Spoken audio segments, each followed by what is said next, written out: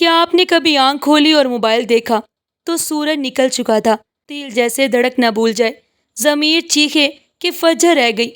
آپ اکیلے نہیں، روزانہ لاکھوں مسلمان یہی غلطی کرتے ہیں اور سوچتے ہیں کہ اب کیا کریں؟ کیا میں گناہ گار ہو گیا؟ کیا میری ساری نیکیاں ضائع ہو گئی؟ کیا اللہ ناراض ہو گیا؟ آج کی ویڈیو میں ہم نہ صرف ان سوالوں کا جواب دیں گے بلکہ آپ کو ایک ایسا عمل بھی بتائیں گے جو فجر چھوٹنے کے بعد بھی آپ کو اللہ کے قریب کر سکتا ہے۔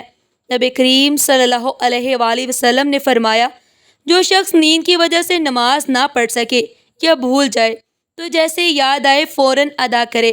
صحیح مسلم کی روایت میں ہے، یعنی فجر قضا ہو جائے تو گھبراہٹ میں سستی نہ کرے بلکہ جتنا جلدی ہو سکے 2 رکعت نماز فجر کی نیت سے ادا کرے۔ لیکن اکثر لوگ 2 بڑی غلطیاں کرتے ہیں۔ نمبر 1، وہ سوچتے ہیں کہ اب نماز کا وقت نکل گیا، پڑھنے کا کیا فائدہ؟ یہ شیطان کا وسوسہ ہے۔ نماز فرض بھی ہے اور نماز قرض بھی ہے جو آپ نے اللہ کے حضور ادا کرنا ہے۔ کچھ لوگ شرمندہ ہو کر نماز ہی چھوڑ دیتے ہیں، سمجھتے ہیں کہ میں گناہ گار ہوں، اب اللہ مجھے نہیں بخشے گا۔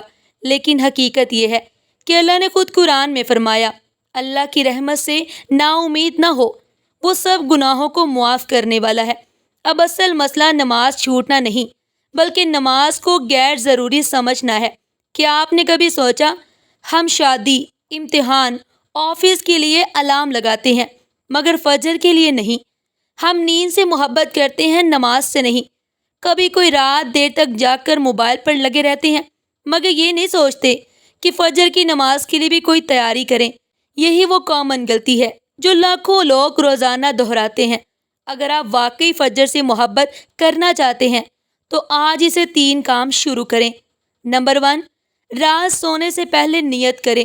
نیت کریں کہ میں فجر کے لیے اٹھوں گا یا اٹھوں گی۔ حدیث ہے کہ نیت پر بھی اجر ملتا ہے۔ نمبر 2، الارم صرف موبائل کا نہ ہو، ضمیر کا بھی ہو۔ نمبر 3، فجر کے بعد 10 منٹ اللہ سے بات کریں، یقین کریں دن بدل جائے گا۔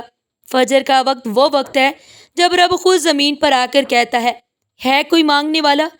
ہے کوئی بخشش چاہنے والا؟ تو پھر آپ فجر میں رب سے کیا مانگیں گے؟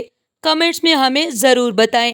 اور اگر آپ روزمرہ کی ایسی ہی اسلامی غلطیوں کے بارے میں جاننا چاہتے ہیں تو چینل کو سبسکرائب کریں، کیونکہ اگلی ویڈیو میں ہم بات کریں گے کہ نماز کے دوران کی وہ ایک غلطی جو اکثر لوگ کرتے ہیں۔ تب تک کے لیے اللہ حافظ۔